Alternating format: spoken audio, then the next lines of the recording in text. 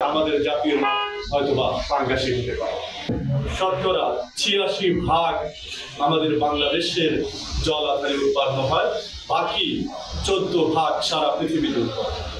এর মধ্যে ভারত, মিয়ানমার, শ্রীলঙ্কা দ্বিতীয় পর্যায়ে গিয়ে বেশি উৎপাদিত হয়, তারপরে সৌদি আরব, ইরান, ইরাক, বাহরাইন এর জলাধারে ইলিশ উৎপাদিত।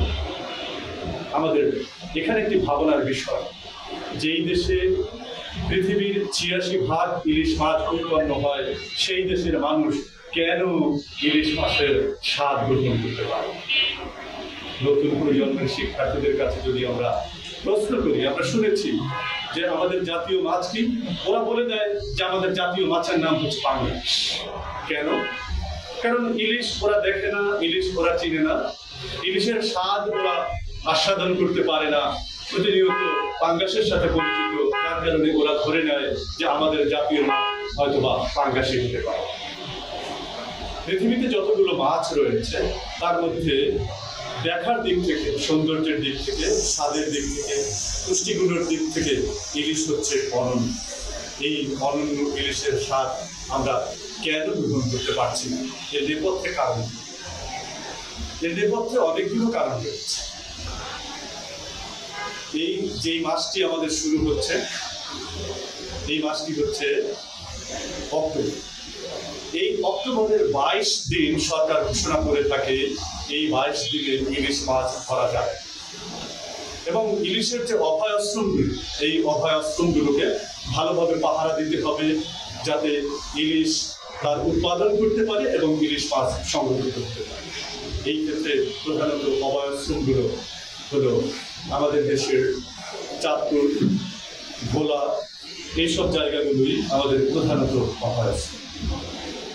ইলিশ যেসব জায়গাগুলোতে বেশি উৎপাদিত হয় তার মধ্যে দুটো জায়গা হচ্ছে ইলিশের জন্য সবচেয়ে বেশি উৎপাদনের বড় ক্ষেত্র।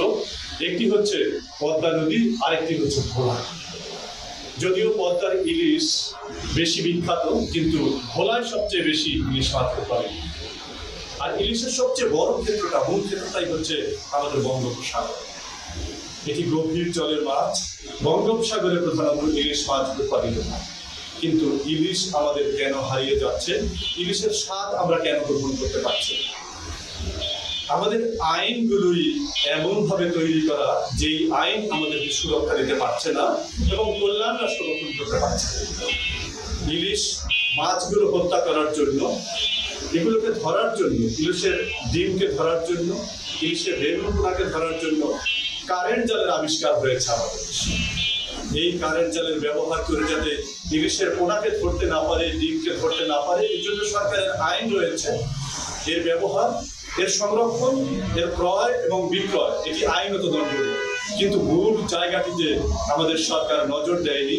অর্থাৎ কারেন্ট জালের উৎপাদন যদি নিষিদ্ধ করা যেত, তাহলে এর সংরক্ষণ, এর উৎপাদন এগুলো নিষিদ্ধ করার কোনো প্রয়োজন ছিল। আর এগুলো কেন বন্ধ করতে পারছি না? এর প্রধানতম কারণ হচ্ছে আমাদের দেশের আইন প্রয়োগকারী সংস্থা, যেটি আমাদের দেশের জনসংখ্যার তুলনায় অত্যন্ত সংখ্যার দিক থেকে নয়। জনগণ যদি সহযোগিতা না করে, তাহলে আইন প্রয়োগকারী সংস্থা এই আইন যথাযথভাবে প্রয়োগ করতে পারে। যার প্রকৃষ্ট উদাহরণ ৫ই আগস্টের ছাত্র জনতার যখন গণ অভ্যুত্থান হয়েছে, তখন এদেশের পুলিশ প্রশাসন তাদের অস্ত্র শস্ত্র সহ জনতার রোষের মুখে তাদেরকে কিন্তু পলায়ন করতে হয়েছে আত্মরক্ষা। তার মানে প্রমাণিত হয়, জনগণ যদি আইন প্রয়োগের ক্ষেত্রে সহযোগিতা না করে, তাহলে আইন প্রয়োগকারী সংস্থাও এই আইন প্রয়োগ করতে সক্ষম হয়।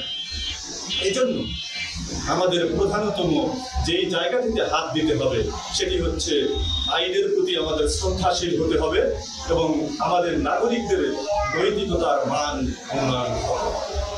আমরা গভীরভাবে লক্ষ্য করছি যে মানুষের প্রথম যে শিক্ষার জায়গাটি, সেই জায়গায় তারা প্রাথমিক যে শিক্ষা অর্জন করে, সেই শিক্ষা দিয়েই তাদের জীবনকে পরিচালনা।